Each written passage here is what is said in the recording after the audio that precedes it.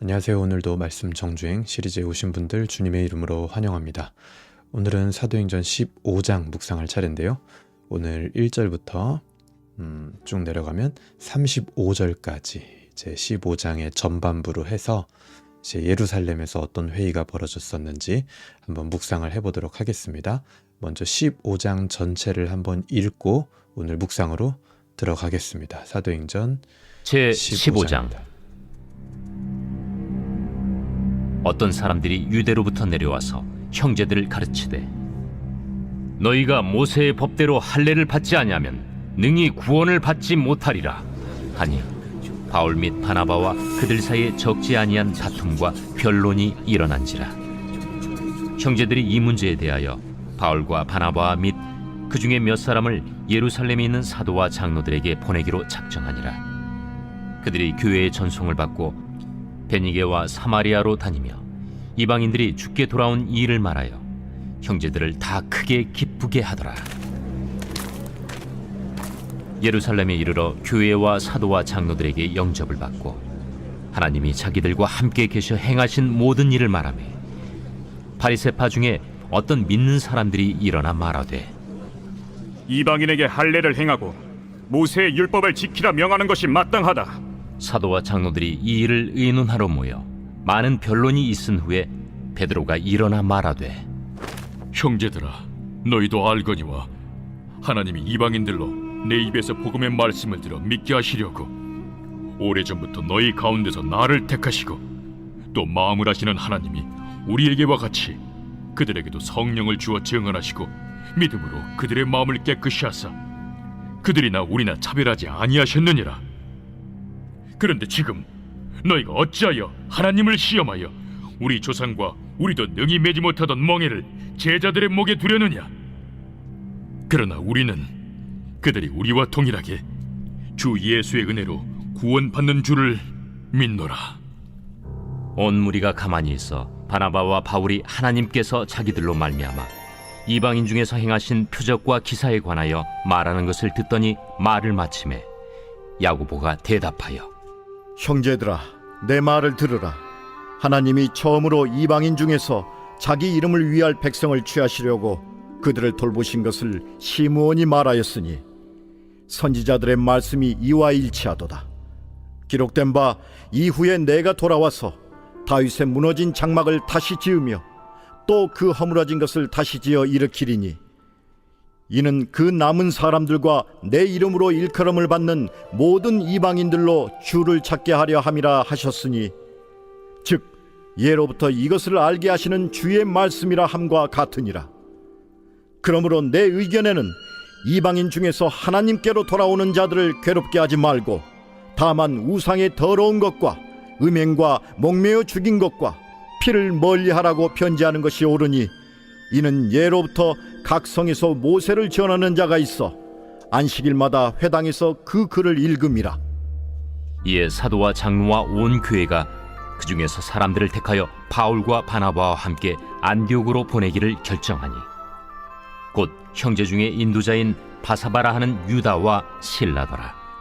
그 편에 편지를 붙여 사도와 장로된 형제들은 안디옥과 수리아와 길리기아에 있는 이방인 형제들에게 문안하노라. 들은즉 우리 가운데서 어떤 사람들이 우리의 지시도 없이 나가서 말로 너희를 괴롭게 하고 마음을 혼란하게 한다 하기로 사람을 택하여 우리 주 예수 그리스도의 이름을 위하여 생명을 아끼지 아니하는 자인 우리가 사랑하는 바나바와 바울과 함께 너희에게 보내기를 만장일치로 결정하였노라. 그리하여 유다와 실라를 보내니 그들도 이 일을 말로 전하리라. 성령과 우리는 이 요긴한 것들 외에는 아무 짐도 너희에게 지우지 아니하는 것이 옳은 줄 알았노니 우상의 제물과 피와 목매어 죽인 것과 음행을 멀리할지니라. 이에 스스로 삼가면 잘 되리라. 평안함을 원하노라. 그들이 작별하고 안디옥에 내려가 무리를 모은 후에 편지를 전하니 읽고 그 위로한 말을 기뻐하더라. 유다와 실라도 선지자라 여러 말로 형제를 권면하여 굳게 하고 얼마 있다가 평안히 가라는 전송을 형제들에게 받고 자기를 보내던 사람들에게로 돌아가되 바울과 바나바는 안디옥에서 유하며 수다한 다른 사람들과 함께 주의 말씀을 가르치며 전파하니라. 며칠 후에 바울이 바나바더러 말하되 우리가 주의 말씀을 전한 각 성으로 다시 가서 형제들이 어떠한가 방문하자. 마가라 하는 요한도 데리고 가자. 바울은 밤빌리아에서 자기들을 떠나 함께 일하러 가지 아니한 자를 데리고 가는 것이 옳지 않다 하여 서로 심히 다투어 피차 갈라서니 바나바는 마가를 데리고 배 타고 구부르러 가고 바울은 실라를 택한 후에 형제들에게 주의 은혜에 부탁함을 받고 떠나 수리아와 길리기아로 다니며 교회들을 견고하게 하니라.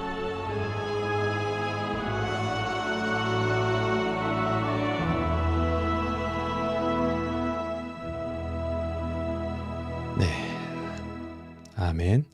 우리 15장을 한번 전체를 다 읽어봤습니다.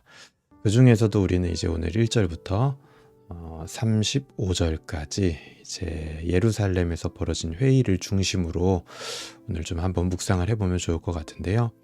요 1절부터 35절까지는 이제 핵심 내용은 이겁니다. 오늘 제목에서도 보셨듯이 이방인들에게 율법을 지키라고 하는 어떤 무리들이 있었고 그것이 굉장히 큰 문제가 되었습니다. 그래서 오늘 1절부터 굉장히 심상치 않죠. 어떤 사람들이 유대로부터 내려와서 형제들을 가르치되 너희가 모세의 법대로 할례를 받지 아니하면 능히 구원을 받지 못하리라 하니. 어떤 유대 형제, 그러니까 여기서 이 유대 형제라는 사람들은 바울을 핍박했던 유대인들이 아니라 예수님을 믿는 그 교회의 형제들을 말하는 거죠. 그래서 이들이 와가지고 예수 그리스도로 말미암아서 구원을 받는다라는 그 진리에 더해서 자기들이 유대 전통에서 해왔던 대로 모세의 율법을 지켜야 된다, 이렇게 가르치고 있는 겁니다. 그래서 2절에 보면요, 이 일 때문에 바울과 바나바와 그 유대 형제 간에 굉장히 심한 다툼과 변론이 생겼던 것 같아요. 왜냐하면 이것은 절대로 타협할 수 없는 문제였기 때문이죠. 구원에 대해서 그 뒤에 무언가 임의로 갖다 붙인다? 아니, 그것을 하지 않게 하기 위해서 예수님이 오셨고, 그래서 구원은 오직 예수 그리스도, 삼위일체 하나님만의 절대적인 주권으로 행하시는 하나님의 사역인데 거기에 감히 인간이 끼어든다? 인간의 어떤 행위와 공로가 끼어든다? 그 순간부터 그 구원이라는 것은요, 완전하지도 않고 완전할 수도 없게 되는 겁니다. 인간이 끼어든 구원과 구원 계획, 여러분 어떨까요? 얼마나 불안정합니까? 하나님은 구원 계획과 구원에 대해서 인간이 감히 끼어들 수 없게끔 하셨습니다. 그래서 오직 예수 그리스도의 죽음과 부활로 구원은 이루어집니다. 그런데 거기에 무언가 플러스 알파를 붙였다라는 거죠, 이 유대 형제들이. 여러분, 성경이요, 이 일로 말미암아 사도행전 15장 거의 한 장을 할애하고 있다라는 것, 한 장 가까이 할애하고 있다라는 걸 기억해야 되고요. 그리고 바울이 이제 가는 곳마다 이런 비슷한 일들이 여러 번 반복이 됩니다. 그러니까 예수님을 통해서 구원받는다라는 진리가 굉장히 단순해 보이죠. 우리가 생각했을 때 이상한 게 없을 겁니다. 예수님 믿으면 구원받는 거지. 그런데 그 진리는요, 이 사도행전 때나 지금이나 계속해서 가장 많은 공격을 받고 있는 진리입니다. 왜 그럴까요? 그것을 무너뜨리는 순간, 그러니까 예수님으로 말미암아 구원받는다라는 거, 오직 예수님으로 말미암아 구원받는다라는 거, 거기에 다른 어떤 오해나 무언가를 더하는 순간 우리의 신앙생활의 모양, 우리의 삶의 모양이 완전하게 달라질 수밖에 없습니다. 내가 뭘 해야만 온전해질 수 있고, 내가 뭘 해야만 베풀어 주시는 하나님으로 생각하는 순간 인간은 거기에 굉장히 매이게 됩니다. 구원받기 위해서 구원을 구걸하는 존재가 돼요. 그것은 결코 기쁨으로 하나님을 섬기는 것이 아니게 되고, 하나님과 인간의 관계를 그저 기브 앤 테이크 라고 하는 저렴한 세상의 사랑의 관계로 격화시키게 돼버리는 겁니다. 다행히 이 사도행전 15장에서 예루살렘 교회에서 이 일에 대하여 이제 논의를 하기로 했습니다. 다행히도 이제 그 논의 이후에 결론이 진리를 향하여, 논쟁은 결론 지어지게 됩니다. 그래서 그 과정 중에 이 예루살렘 교회에도 보니까 역시 아직도 이 구원의 진리를 이해하지 못하고 신앙생활을 하던 자들도 있었다라는 게 드러나죠. 5절에 보세요. 바리새파 중에 어떤 믿는 사람들, 바리새파 중에 예수님 믿게 된 사람들도 있는 거예요. 그 사람들이 일어나 말하되 이방인에게 할례를 행하고 모세의 율법을 지키라 명하는 것이 마땅하다. 그러니까 예수님을 믿긴 하지만 굉장히 기형적인 신앙생활을 하고 있었을 것 같아요. 이런 사람들은. 율법을 지켜야 된다고 가르쳐야 된다라고 얘기를 하는 거 보니까요. 율법을 지켜야만 온전해진다라고 믿고 있었기 때문에 굉장히 기형적인 신앙생활을 하고 있었겠죠. 그래서 10절에 보게 되면 그런데 지금 너희가 어찌하여 하나님을 시험하여 우리 조상과 우리도 능히 매지 못하던 멍에를 제자들의 목에 두려느냐. 율법이죠 이게. 그러나 우리는 그들이 우리와 동일하게 주 예수의 은혜로 구원받는 줄을 우리가 믿노라. 이 얘기를 베드로가 딱 합니다. 그래서 정리를 하는 거죠. 이방인들도 주 예수 그리스도의 은혜로만 구원받는 것이다. 우리도 지키지 못했던 것들, 능히 매지 못했던 것들을 어떻게 그 이방인들에게 매라고 할 수 있겠냐. 그리고 그 뒤에 이제 교회의 어른이었던 또 야고보도 의견을 같이 해서 낸 결론이 뭐냐. 20절 21절입니다. 다만 19절부터 볼까요? 그러므로 내 의견에는 이방인 중에서 하나님께 돌아오는 자들을 괴롭게 하지 말고 다만 우상의 더러운 것과 음행과 목매어 죽인 것과 피를 멀리하라고 편지하는 것이 옳으니 이는 예로부터 각성에서 모세를 전하는 자가 있어 안식일마다 회당에서 그 글을 읽음이라 하더라. 이 결론은요, 지금 제의적인 문제를 말하는 겁니다. 그러니까 우상과 더러운 것, 음행과 목매어 죽인 것, 피를 멀리하는 것. 이 말은 어떤 율법은 아직도 지켜야 되는 게 있다라고 이야기하고 있는 게 아니라 이방인들이 저마다 가지고 있었던 우상 숭배의 형태, 그것은 여전히 멀리하는 게 이롭다라는 의미를 가지고 있는 거죠. 그렇게 딱 결론을 냅니다. 그래서 24절에 보니까요, 이 일이 왜 일어나게 됐는지 이런 논쟁들이 이 전말이 보여져요. 24절 들은즉 우리 가운데서 어떤 사람들이 우리의 지시도 없이 나가서 말로 너희를 괴롭게 하고 마음을 혼란하게 한다 하기로. 그러니까 확실함 가운데 거하지 않은, 검증되지 않은 자들이 가서 한 말들로 인하여 이 사달이 일어난 겁니다. 그래서 우리도요, 마찬가지예요. 기존 막 교회를 갑자기 막 극단적으로 비방을 한다든지 뭔가 어떤 뭐 신학이나 출신 성분도 확실하지 않은데 뭔가 신박한 해석이라고 소개하는 그런 모든 것들을 우리가 들을 때 이 쎄한 느낌이 들거든요. 여러분, 그런 말이 있더라고요. 이 내가 쎄한 느낌을 느끼는 거는 내가 지금까지 살아온 인생이 축적한 빅데이터가 나에게 보내는 신호다.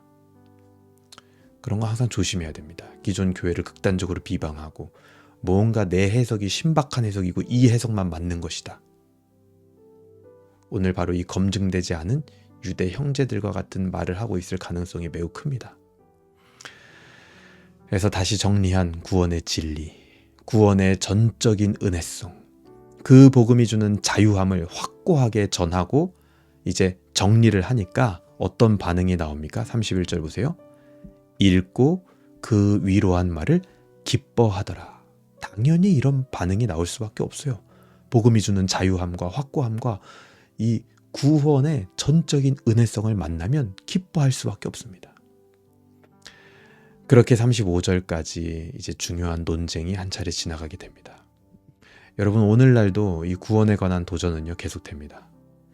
싱클레어 퍼거슨이라는 사람이 쓴 온전한 그리스도라는 책에서 이렇게 말해요.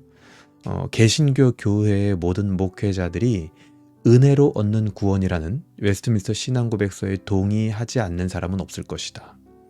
하지만 그럼에도 불구하고 각 목회자들마다 어떤 사람들의 교회에서는 여전히 율법주의, 그러니까 구원에 있어서 예수 그리스도의 공로 외에 무언가 필요한 것 같은 뉘앙스를 가진 교회들이 굉장히 많다라고 묘사를 하고 있습니다. 그래서 구원의 진리를 혼탁해 하는 이 율법주의라는 거는 사도행전 15장에서만 봐도 그것은 단순히 이론적인 문제였어요. 근데 하지만 오늘날 그것은 이론적인 문제가 아니라 성경을 읽는 방식이라든지 삶의 태도라든지 목회자나 성도의 언행이라든지 혹은 분위기를 통해서 뿜어져 나오는 것이다라고 온전한 그리스도라는 책에서 싱클레어 퍼거슨은 이야기를 합니다. 즉 목회자 스스로, 복음을 접하는 성도 스스로 복음의 감격에 날마다 젖어 있지 않으면 결코 은혜로 얻은 복음을 설교하거나 그 복음을 기초로 목회할 수 없다라는 겁니다. 그런 율법주의의 형태가, 그러니까 이론은 올바른 이론을 가지고 있어요. 근데 하지만 왠지 모르게 교회 안에 흐르는 문화와 분위기가 너무나 딱딱하고 무거운 짐을 지우는 율법주의적인 분위기가 있다라는 거예요. 여러분, 이 세상에 용서 없는 복음이 있습니까? 이 세상에 자기가 직접 대가를 치르게 하는 복음이 있습니까? 이 세상에 육체성을 건너뛰는 복음이 있습니까? 이 세상에 찾아오지 않는 복음도 있습니까? 여러분, 우리가 이 아침에요 묵상하고 기도할 때 나의 마음과 영혼과 육체가 이 복음에 완전히 절여진 인생이 되시기를 기도하시기 바랍니다. 내 안에 뿌리 깊이 내린 율법주의는요, 우리 가족과 공동체와 내 옆에 있는 영혼들에게 더 무거운 율법의 짐을 지우게 됩니다. 그 모든 짐을 일단 나부터 벗고 그 자유함으로, 감격함으로 이제는 예수 그리스도의 사랑의 멍에를 매시길 바랍니다. 율법주의는요, 사랑의 멍에를 매지 못하게 합니다. 그렇기 때문에 날마다 무거운 짐을 그에게 더해줘요. 그 율법주의의 특징이 뭔지 아십니까? 전도와 선교의 열매를 맺지 못합니다. 왜요? 나도 완전하지 않은 사람인데 누굴 전도해? 나도 완전하지 않은 사람인데 누굴 선교해? 그 율법주의의 뿌리가 마음속 깊숙이 있기 때문에 전도와 선교의 열매를 결코 맺지 못해요. 율법주의의 분위기가 가득한 공동체는요. 그리고 항상 내 행위의 거룩함을 자랑하죠. 내 업적의 견고함에 도취됩니다. 과연 그 고상함이 하나님 앞에 얼마나 갈 수 있을까요? 내가 거부해야 하는 율법주의는 무엇입니까? 그리고 나는 과연 예수 그리스도로 말미암아 나에게 주어진 복음의 감격을 정말 누리고 있는가? 이거를 심각하게 한번 생각해보는 오늘 하루가 되었으면 좋겠습니다. 그래서 여러분, 사랑의 멍에를 매시기 바랍니다. 멍에는요, 2인 1조로 매는 거예요. 예수님이 사랑의 멍에를 매어라. 나랑 같이 매자는 거예요. 예수님이랑 같이 매봐요. 얼마나 가볍습니까? 그 복음을 만나시길 바랍니다. 제가 기도하겠습니다. 하나님 감사합니다. 오늘 사도행전 15장 말씀 통하여서 예루살렘 교회의 논쟁이 되었던 이방인들에게 율법을 지키라고 하는 문제의 핵심이 무엇이었는지 우리가 다시 한번 살펴보게 됩니다. 우리 안에 이론은 그렇지 않지만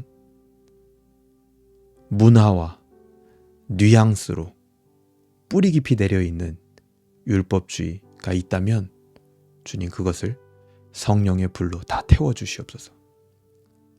그래서 오늘 묵상하고 있는 나부터 복음의 자유함을 만나게 하여 주시고 이제 사랑의 멍에를 줘서 전도와 선교의 열매를 맺는 우리 모두가 되게 하여 주시옵소서. 감사드리며 예수님의 이름으로 기도합니다. 아멘. 네, 감사합니다. 오늘도 우리 같이 묵상할 수 있어서 너무나 감사했고요. 오늘 하루도 기도하면서 힘차게 하루를 시작하시고 오늘은 이제 금요일이거든요. 한 주의 마무리를 은혜 가운데 잘 하실 수 있기를 바랍니다. 감사합니다.